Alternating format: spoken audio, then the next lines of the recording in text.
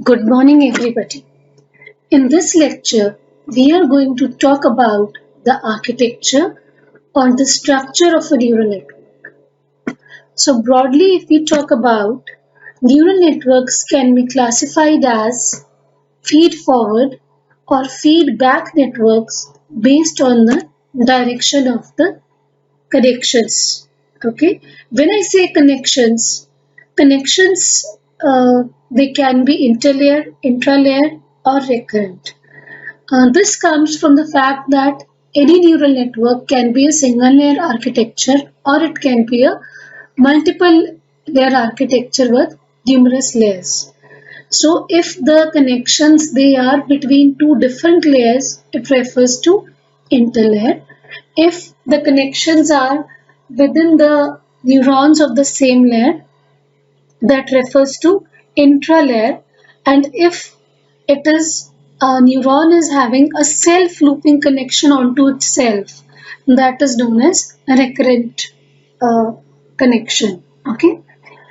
So apart from the connection type, classifying the neural networks as feed forward and feedback, we have other classification based on topology. Now, topology refers to connections, the input-output patterns, and the structure, whether it is fully connected, whether it is partially connected. So, all these together, they refer to the topology of the network. Okay, so based on that, it can be single layer, multi-layer, network, recurrent, or self-organized. So let's start with feed-forward uh, networks. When I say feed-forward networks, they are acyclic networks. Acyclic means there is a no looping connection or a cyclic connection between any two neurons. So there is a single forward direction of neuron from input towards the output. That may go through number of layers or that may be directly applying the input to the neuron and getting the output. So there is only the forward pass of the information flowing from input towards the output. Okay. Again, it can be single layered or multi-layered. The very common examples of feed-forward networks are backpropagation networks and the radial basis functions. Now let's understand what are these networks. So this is my static or the feed forward neural network. So this is a single layer feed forward network, whereas this is my multi-layer feed forward network. Now in the single layer, as we can see, we have only one layer of neurons shown by these darkened black circles. These square they are referring to as the inputs and these are the weighted connections. So these arrows they are going to give me outputs. Okay. So these are my inputs x1, x2 and xn. Assuming that n inputs are applied, then we have output units which are y1, y2, yn, assuming m outputs are there. So there is a single layer of neurons that can be referred to as output layer of neurons. So there are the weights on the connections. That weight is actually represented by a weight matrix. Okay. So similarly, coming to the multi-layer feed-forward network. So here if we see, we have more than one layers. This is one layer which is there. This is another layer of neurons which is there. These are my inputs. So if I come to this, again I have n inputs applied represented by these small squares. Then I have my weighted connections which represent a weight matrix as a connections between the input and the first layer of the neurons. And then we have the output units and there is another layer of neurons which is identified by the weight matrix V, which is nothing but weights of the connections between the hidden layer neurons and the output layer neurons. So here we are having a two-layer network where one extra layer which is coming, that is called the hidden layer, and this is my output layer. So this is what my multi-layer feed-forward networks they can be. So again, it is coming to the single layer networks. So there is no hidden layer in case of the single layer networks.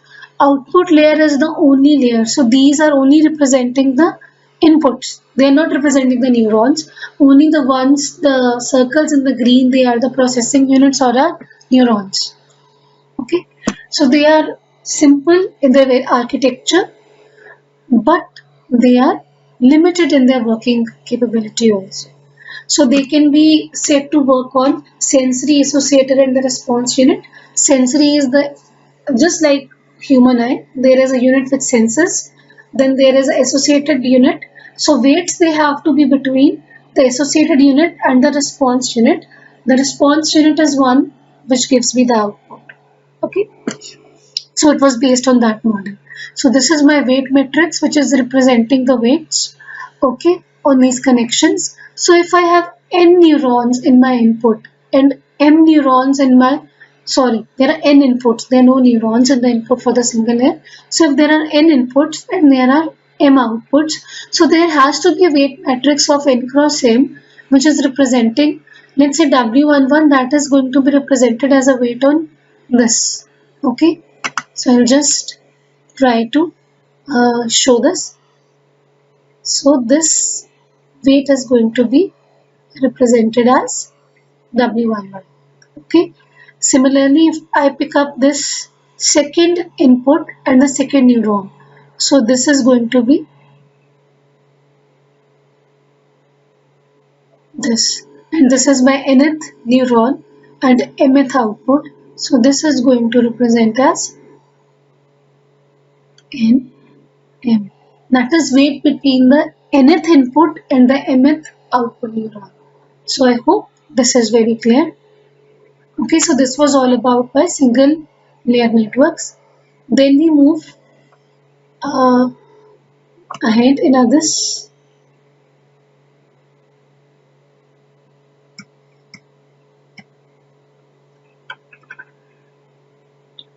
So they can be very easily applied to the classification problem. But the only disadvantages, they are non-adaptive because there is a single layer. So not much of improvement can be expected with connections. Only the weights, they can be changed. Okay. So their limited processing capability is the disadvantage. Next we come to is multi-layer networks. Multi-layer networks, they, as I told you, they are having more than one layer of neurons, and those additional layers which add up to our network apart from the inputs and the outputs, those are known as the hidden layers. So input, again, they are the ones which are applied. This, the one in the yellow, that is the hidden layer. So this is, I can say, a single hidden layer network or a two-layer network. And there is no restriction on the number of the hidden layers which can be added. So X, that is representing the input which is going to be applied. You can imagine it to be a L cross M cross N network. That is L inputs, M neurons in the hidden layer and the N neurons in the output layer. Okay. So that can be represented as X representing the input vector, W representing a weight matrix between the inputs and the hidden layer neurons with the order of L cross M, V representing the weight matrix between the hidden layer neurons and the output layer neurons of the order M cross N, and finally the output vector which is for the N outputs which are there. So this is the typical generalized architecture for L cross M cross N network, where L is the number of inputs, M is the number of neurons in the hidden layer, and N is the number of neurons in the output layer. So one thing we should be very clear about is I can have any number of hidden layers. So this was my architecture with one hidden layer. Here in this case, I am having my 4 hidden layers. Okay, in the yellow. So number of hidden layers, they can vary. That will depend upon what application I need to apply and what is the minimum number of hidden layers which is required to get a good output, and the number of neurons in the each layer, whether it is input, whether it is hidden, whether it is output, that can be different and that is independent of each other. Okay, so if we are having hidden layers added to it, even addition of 2 hidden layers, that increases the capability of your network to quite an extent, and most of the functions they would be implemented. Okay, so this gives them the capability of solving the non-linear problem. I hope you remember the XOR problem, which was a non-linear problem. So with the addition of hidden layers, we can obviously solve all the non-linear problems. Okay, we'll see that eventually towards the end of this lecture. So the combination of input features, they can be represented using this multi-layer architecture. Then we come to the next class, that is the feedback networks or the recurrent networks. These are also called the dynamic networks. Sorry, I missed out that point in the previous. I think I should move to the last slide. So when I talk about the feed-forward networks, I understand the feed-forward networks, they can be single layer, they can be multi-layer. Further, the connections between these layers, they can be partial connections or they can be fully connected. When I say partial connection, it means only few of the neurons from one layer to another layer, they are connected. Okay. When I say fully connected, it means every neuron in one layer is connected to every other neuron in the next layer. Okay, so different kind of architectures can be framed based on that, but one common thing for all the feed forward networks is they are known to be as static networks. Now why they are known as static? Because there is no evolution or change in the network architecture when the learning process is applied. Only the weights they will be changing, but the weights they cannot be reduced to zero, implying no connection. Okay, so it means that by architecture or the connections, they are fixed in the beginning itself, and my connections are not going to change. Only the contribution of these each connection that can be changed or that can be evolved. Okay, so that is why they are referred to as static networks. Next we come to is feedback networks. They are known as dynamic networks because here the possibility of learning of the network and the network features is used. So network, it is trying to explore itself also, and there is fair possibility that during the learning process, the weight of a particular connection that reduces to zero.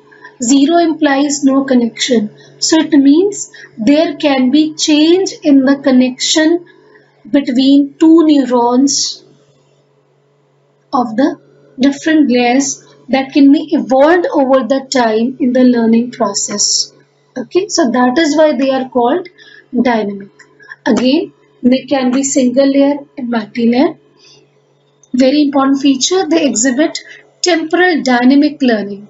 So as the input of the one, it passes as output of the one layer, it passes as the input to the next layer, and the error, if any, it is computed back, or if there is any feedback which is there, loop is there, that is passing. So that is going to constitute the dynamic learning, which is changing with time as the inputs they are passing from one input to another. They are governed by supervised learning laws, but they can, since they have the capability to explore themselves, so they can be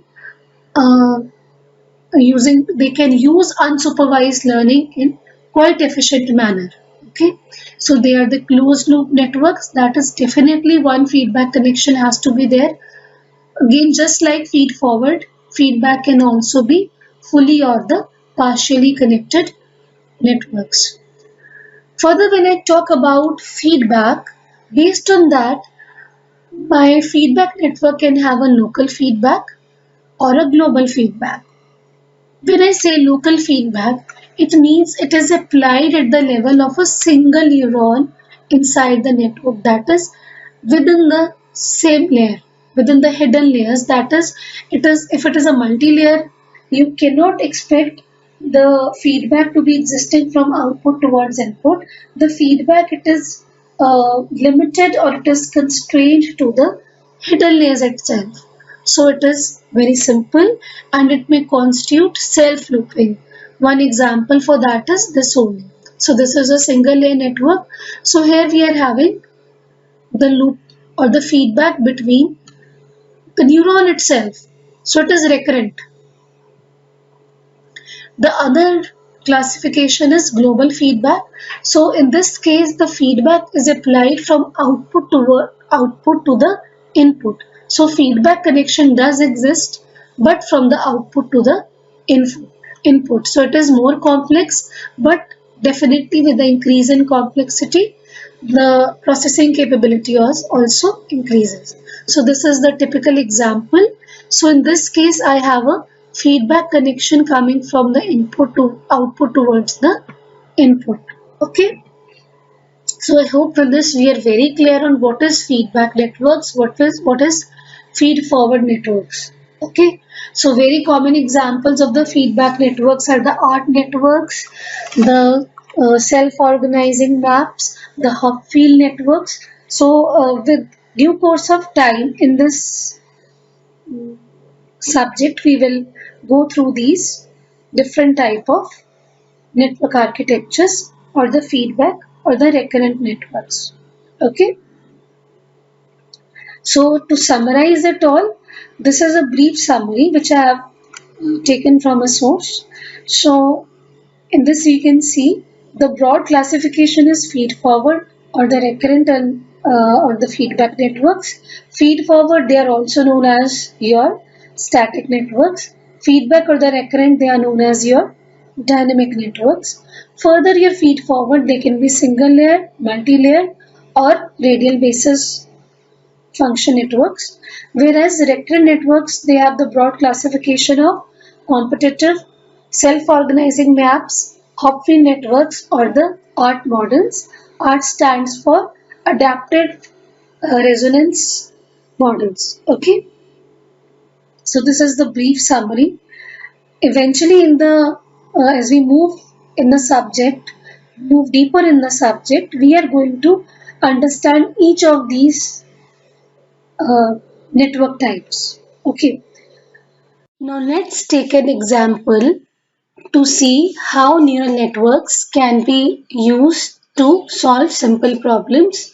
For that, consider this example which has three neurons arranged in the two layers. Okay, so neurons 3 and 4, they are in the one layer which are receiving the inputs from two sources, that is 1 and 2, and they are connected through the weight matrix W. Okay, such that the weights are already given to us, and the outputs of these neurons 3 and 4, they are being received as input by the final output neuron, that is the fifth neuron. So first of all, we'll arrange our weights as the weight matrix. So W dash, it is there to denote the weights W3, 5 and 4, 5, that is between the hidden and the output layer. And this matrix W is giving the weights between the inputs and my first layer, that is consisting of neurons third and fourth. Okay. Now we have to find the output Y when the inputs are given to be x1 is 1 and x2 is 0. And our output function, activation function, is hard limiting thresholding function, binary function with the output either 0 as or 1, and threshold for both the layer neurons, that is 0. So to find first we have to find the outputs which are coming at the neurons third and fourth. So to see the output at the third neuron, let's compute by first finding the sum of all the inputs, weighted sum of all the inputs coming to neuron 3 and then subtracting the threshold from that. If we see we are receiving input 1 with the weight W13 and input 2 with the weight W23. So I multiply W13 by x1 and I add the multiplication of weight W23 into x2 minus theta. So this would give me the output what is at this point, V3 neuron. So if I put the values W13, I can identify from this matrix is 2 and W23 it is minus 3. So x1 is 1. So 1 into 2, that is going to give me my first term, whereas minus 3 into 0, that is x2 is 0, that is going to give me second term. Minus by theta is 0 for all the neurons.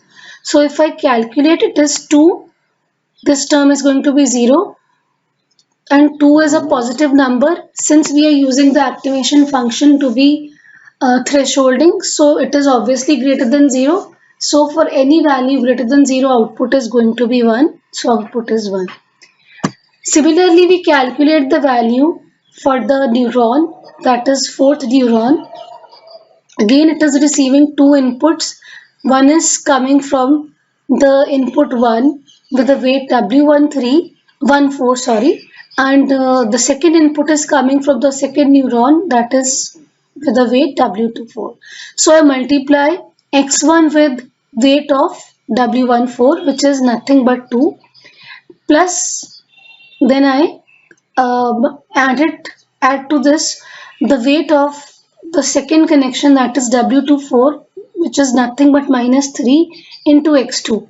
So x2 is 0 in our case, so this term is going to be 0. Threshold theta is 0. So again this is going to give me the output 2. And since again we are using a positive threshold function, thresholding function, it is a positive number. So any value greater than 0 is going to yield me output 1.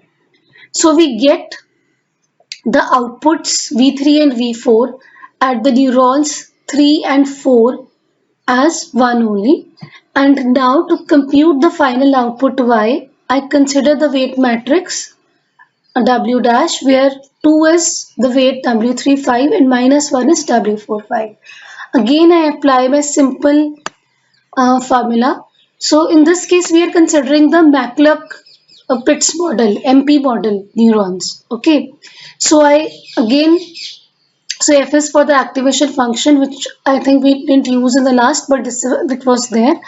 So again x1, this is V3 multiplied by the weight W35. W35 is nothing but 2 plus the output V4, which is 1, okay, multiplied by the weight W45, which is minus 1. So and threshold 0. So this becomes 2 minus 1 minus 0, which is 1. So again a positive number, applying the thresholding function, this gives me the output 1. Okay, so the output in this case is computed to be 1. So this is how we are using neural networks for the solution of simple problems. Now next, after understanding the different type of architectures of neural networks, the very obvious question which comes next is, why do we even need different architectures? To understand this, we'll reconsider or we'll revisit our XOR problem. Now, XOR problem was said to be a non-linear problem or a linearly inseparable problem. That is, it was not falling in a linear separable classification problem. So the meaning we obviously know that we have 4 combinations for a 2-input XOR gate, and these 4 points, if we want a single line to classify the outputs into 2 regions, that is either the output is 0 or output is 1, I will not be able to do that in case of XOR gate, because at these points which are diagonally opposite, okay, uh, here my output is going to be 1, whereas at these points with the input 0 0 and 1 1, output is going to be 0. So no single line is able to classify into two regions. To understand this classification problem, I would actually like to consider that, let's say you are going to pick up some items from the market. Okay, so you go to a normal confectionery shop or a normal shop, and you are going to pick up, let's say, few packets of biscuit or something, and you take, let's say, 2 3 packets of biscuit, and you take one cake, and you take one can of juice, and you pay it total. Okay, but when you come home, you want to break it into that how much was the cost. So you can easily do that. That 3 packets, 2 packets of biscuit, they will be 2 multiplied by the price of one can of juice, that is plus 1, and one that cake pack, that is going to cost me. So I can divide it into some of the things which I've actually bought very clearly. Okay, but suppose I have purchased, on the way back, I have purchased my lemon. Okay, so when I'm going to purchase lemon, let's say I have bought it for rupees 10, and in those 10, by weight, I have got, let's say, 4 lemons. Okay, now so it is very difficult to actually classify that per piece. How will I divide that? Okay, per unit price of this, one lemon is this, and I am multiplied by 4, because that is by weight, and weight can be varying. So this, when I add the price of lemon, that becomes a non-linear problem, because I'm not able to directly express my total amount in the terms of sum of the simple unit price items. Whereas if lemon is not there, I can easily break down my total expenditure into the sum of the linearly as a sum of the per unit prices of the uh, products what I have purchased. So I hope you are able to understand what is the linearity problem. So same is the problem in this case. I am not able to classify that. Okay, by making a simple division, I can just tell, okay, these 2 points, they are falling on the one side, and these points, they are falling on the other line. So what is the solution to this? The solution lies in using a different architecture. Suppose now, instead of a single neuron, I have made use of a two-layer network in which I am using 3 neurons. Just like a previous example, please consider A and B, these first two, these are not neurons, they are just input units. Okay, so I have added a layer of neurons with H1 and H2 as hidden layer neurons, and I have weight matrices where W weight matrix is for the weights between of the interconnections between the inputs and the hidden layer, and V is the weight matrix of the weights between the hidden layer and the output layer. So if I again apply my simple thresholding logic, and I assume my theta 1 and theta 2 to be 0, so these equations, they are sufficient to express my output Y. So output of H1, I will express, let's say I denote it as H10. So this is computed as W11 into A plus W21 into B plus theta 1. Similarly, I compute the output of H2. So I have actually made two equations, each for the output of. So these equations, if you see, they are of the line of a line on a plane. Okay. Similarly, my output is also going to consist of a equation which is depending upon H1 and H2. So if I put these values of weights as W1 as 1, W12 as -1, W21 also as -1, and W22 as 1, and take thresholds to be 0, I can easily solve the problem. You can put these values in this equation and you will see that we get the correct value of the output as required in the truth table of XOR gate. But what does this imply in the terms of linearity? The implication is that I have actually used two lines, each represented by the equation of this hidden layer unit. Okay, now with the help of 2, I am able to divide my area into different regions which is having my outputs, different outputs. So if I see my output at this point where both the inputs are 1 1, here output is going to be 0. So again on this side of the line, left side of the line where the point 0 0 lies, that is both the inputs are 0, again the output is going to be 0. But in the middle region, that is between these two lines, I have the 2 points, that is when one of the input is 0 and other input is 1, when my output of the XOR gate is going to be 1. So I have been able to divide my output space into two classes with the help of two lines which are represented by these additional neurons which I have added in my hidden layer. So we can see that by using a different architecture we are able to solve a non-linear problem or a linearly inseparable problem of XOR gate. So this very well explains why we need different architecture. So we can solve the complex problems having different levels of non-linearity or different classes, more than one classes in my problem with the help of a complex architecture which is having more than one layers in the network architecture. So with this we end our lecture on neural network architectures. In the next lecture we will start with what is learning and how learning it is carried out in the neural networks. Thank you so much.